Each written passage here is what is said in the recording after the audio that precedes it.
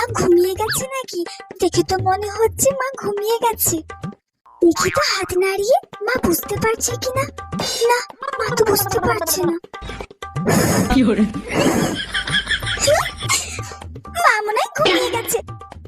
আমার আর পড়াশোনা করা লাগবে না। আমি বরঞ্চ এখন বসে বসে ভাবি কালকে স্কুলে গিয়ে কি কি করব। কালকে স্কুলে গিয়ে প্রিয়া আর ময়ের সাথে কিটকিট খেলবো। তারপরে ক্লাসরুমের জানালা দিয়ে বেরিয়ে আম কুড়াতে যাব। আর আমি বাড়ি থেকে লবণ আর লঙ্কার গুঁড়ো নিয়ে যাব। সবাই মিলে আম মাখা করে খাবো। তারপরে আবার জানালা দিয়ে টুক করে ঢুকে পড়ে ক্লাস করব। আর কালকে তো আমাদের স্কুলে ডিম দেবে। প্রথমে একটা ডিম নিয়ে খেয়ে নেব।